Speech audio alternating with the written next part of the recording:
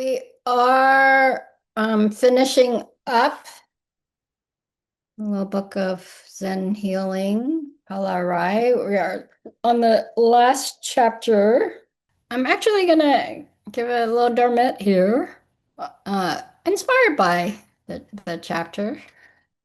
When I think about harmony, or actually the chapter title is Harmonize. I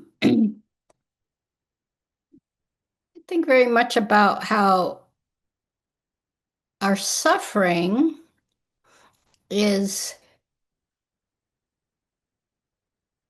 in a way, our inability to harmonize, or a way of framing suffering, or the suffering we can do something about, which is, of course, the suffering that we're talking about when we talk about suffering in practice. I want to be very clear, there's actual suffering in the world, right? Old age, sickness, death, those are very actual suffering and all the emotional and mental and sensations that go with it. And yet, sourcing out clearly what happens there in sensation, emotion, and thought, the way we usually set things up, right, is key to practice. And what we're sourcing out is in the field of sensation, in the field, let me correct myself, in the field of knowing, of awareness, of knowing, in the sensation, emotions, and thoughts, our perceptions of that, or the way that we know that is what we're practicing with. And what's important, though, is the clarity of knowing that, of each of them as they are, because we tend to conflate them, especially emotions and thoughts, unless it's a chronic thing, or if your illness is body-based to start. And yet, even then, the thoughts and emotions that we have with it, the patterns in particular of those, is what's important. I recently learned a bit more about Alzheimer, or dementia, I should say. Is that when you start to forget things, part of the reason a stage of Alzheimer in which a person gets very agitated and is there's the anger phase where there's have some sense that they've forgotten things and things aren't the same, but they can't quite remember what it is, and the reaction is anger to things being off. But there's also a point in which the thought, the wording, the naming, the labeling, or in the Buddhist sense, it would be classically the perception, right? Contact, Vedana, perception, right? The recognizing. There isn't the recognizing, but so the thought of it isn't there. Hmm? Right now, we're practicing, we're going, I wish I could forget the thoughts. But when the thought goes, but what happens though, as the doctor was saying, is part of the reason is that you can't grasp at the thought. You can't pull up the thought, but the emotions that go with it, because they're so enmeshed, is still there. So that's why there's a lot of emotional fluctuation, and there's also, you don't know why you're having the emotion you're having. So the not knowing is in some ways and very focused in Zen, I say, or as I understand it. How do we practice with the not knowing? It's useful to practice knowing what we know, But that is limited. That is very limited, and it will become more and more limited the older we get. It happened to us, dementia is just part of aging, right? Also, right? The degree might be with illness. So this is why, in so many ways, Zen, we say we're practicing with being comfortable with not knowing. And part of how we grasp onto knowing is to say it's like this or it's like this. This is why we like duality, because it sets up our knowing as I know or I don't know, or I know X or I don't know X. I know right from wrong. I know good from bad. And we're taught that, and there's a point in our lives, right? At age 7, when you start to understand morality, it's really important to have that, so developmentally, it's not that we shouldn't know right and wrong, or, we should throw that out the window. That's not practice. But sometimes we think wisdom is just about information, but really the practice of wisdom is discernment. And discernment is always in context. Mhm. And the discernment is the clarity of also knowing what we know, not just, we think sometimes that clarity is, I know what is, but the clarity is knowing what you know or knowing what you don't know. Knowing you know that you don't know. Maybe that's right. And then being okay with that. Mostly when I know that I don't know, I'm like,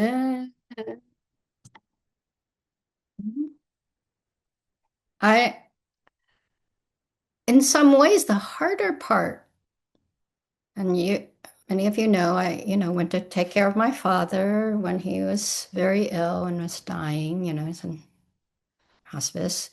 So, and I first learned that, of course, that was difficult because then we have all the idea, and part of that stage is you go to the doctor, you get all the prognosis, you get diagnosis, prognosis, and things to do, how to extend things, and all that is lots of information at that time. The hardest part of being with illness is the part in which the limbo, right?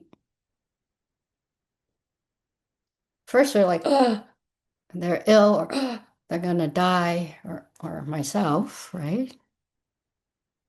And then it's that space until something happens that is the hardest part, isn't it? Because that's the not knowing part.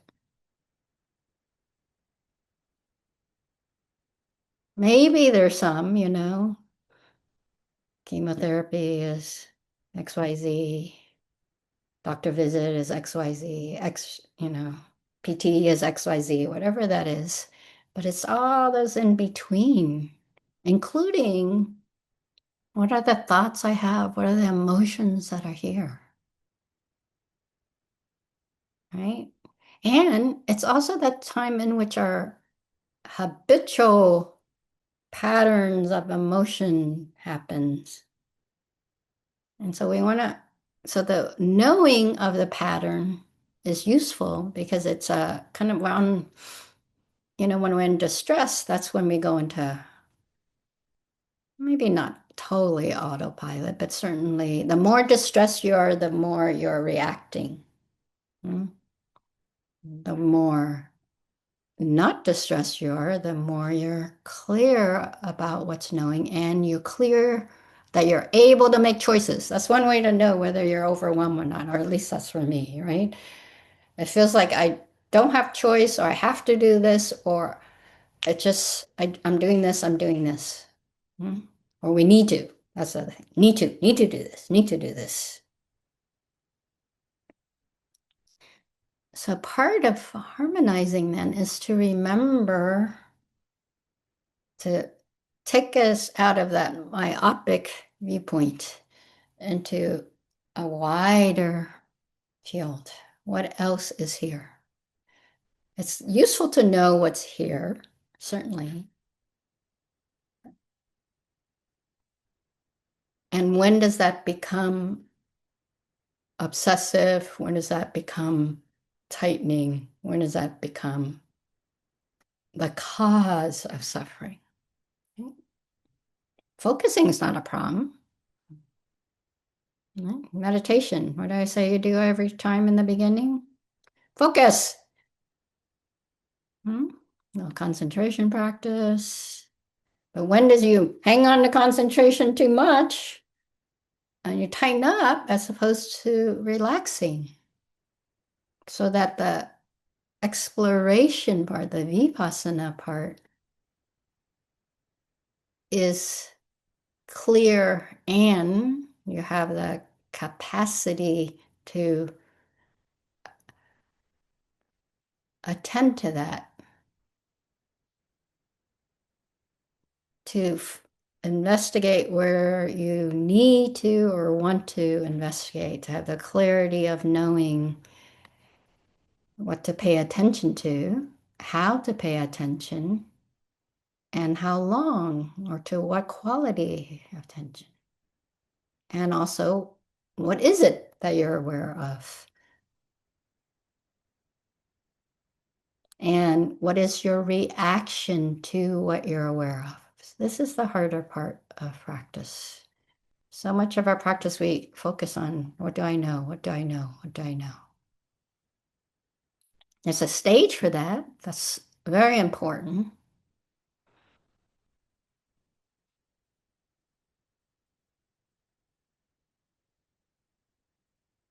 And when we can open up, right? So part of that harmonizing is open up to be clear about what is, but the test is when can you hold the totality?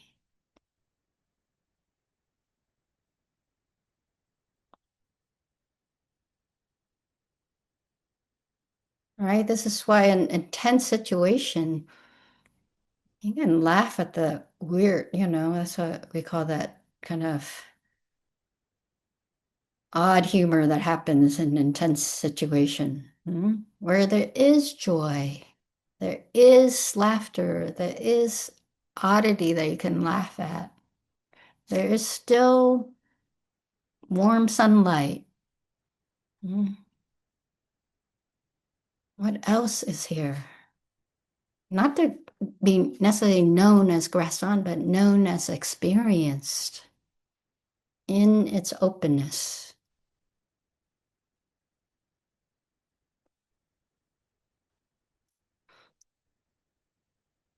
Because I know when I'm overwhelmed, which, is not as scholarly, but my one way of defining dukkha. Mm. I feel overwhelm is the inability to, one way to put it is regulate, inability to have the capacity to respond, to have the awareness that there's choice here, there are possibilities here. That's the field of awareness, that I can see the bigger picture and also focus when I need to. The flexibility of awareing. Mm.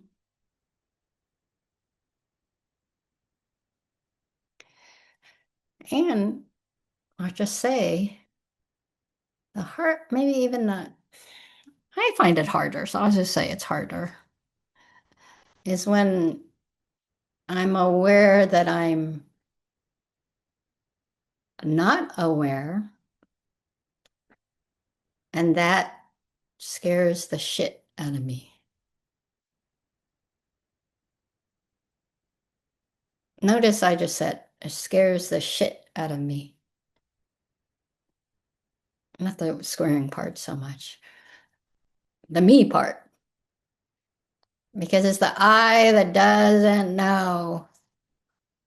That's the one that scares the most. That ironically is the one that is scared and the one that I'm scared for. Does that make sense? All right.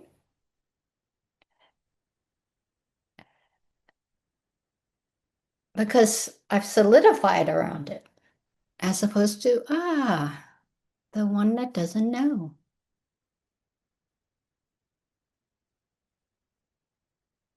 the one that sees, I don't know. I'm not a shepherd, but the analogy is coming up, right?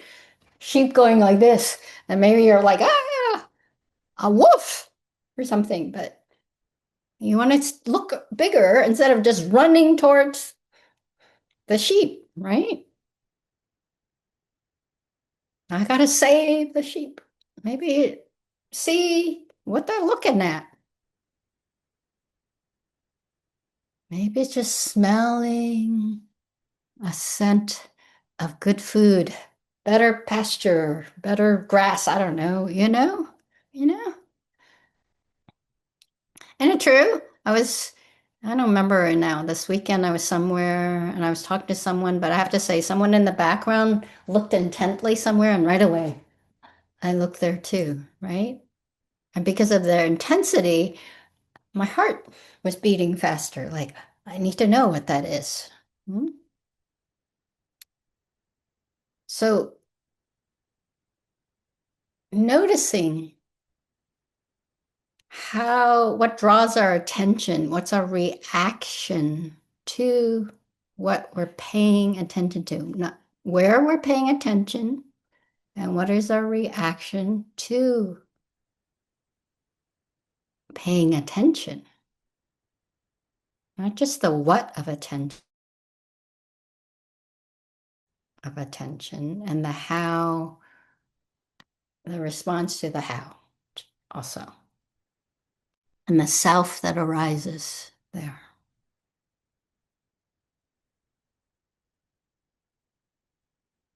The thought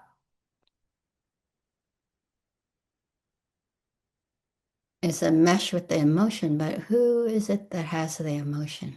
The self that arises with the thought, the sense of self. And that's the key, of course, is the sense of self that arises. So part of the test is that the clarity.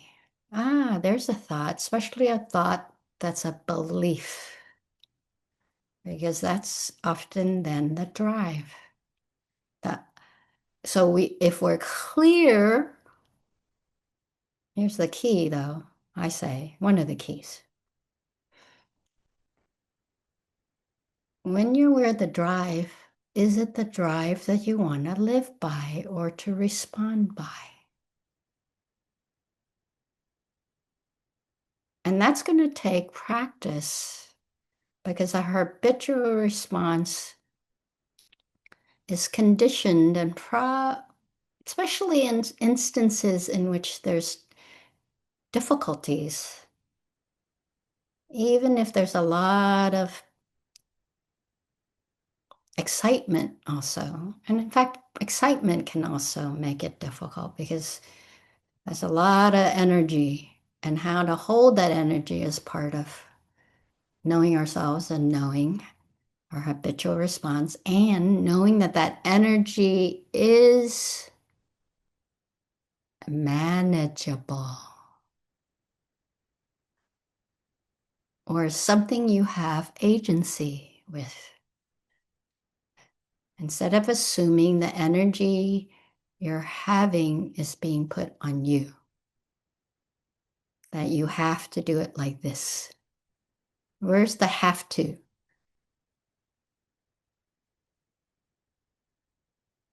It's not just about whether someone taught me this and this is how but it's you holding it now, unless they're right there saying it to you. So that's one. And then two, oh, wait, I have agency.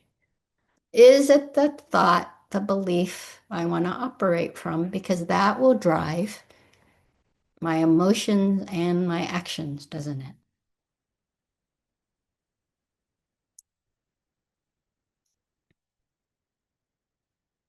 So the thoughts, so remember, really key in Buddhism, wholesome and unwholesome. We practice for the wholesome. You can call it morality, you can call it skillful, whatever word you want to use. So clarity of knowing is important. Clarity of not knowing is important. And clarity of our reactions to both, and that we have the ability to hold that in a non-divisive, non-binary, to open it up. What else is here? That's a question I find much more enlivening than what the fuck is happening here. Hmm? Or what do I need to know? What do I need to know? But what else is here? As a curiosity, as a friendly curiosity, as a easeful curiosity.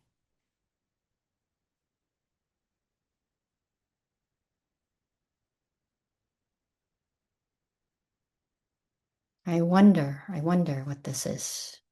I wonder who am I right now?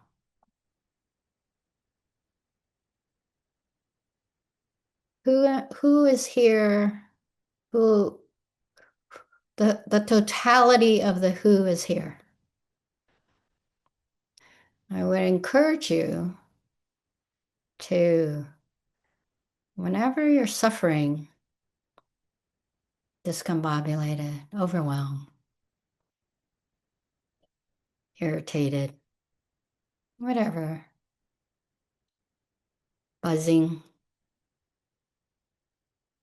overwhelmed, just wonder what thoughts are driving the emotions, what are the sensations, how do I attend to them,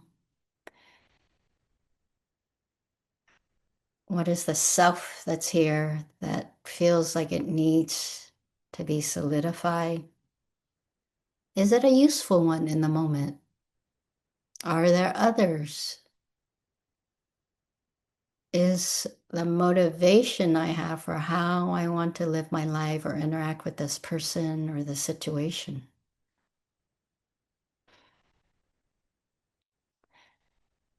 Whatever difficult or, complex event you're going to go and see if you can write down your intention for how you want to be. I was going to say think it, but I say write it down, stick it in your pocket, and just remember it's there. Even just pat your pocket every once in a while, or even take it out and read it. Oh yeah, oh yeah, oh yeah. Connection, connection. That's what I'm here for. Hmm? Then I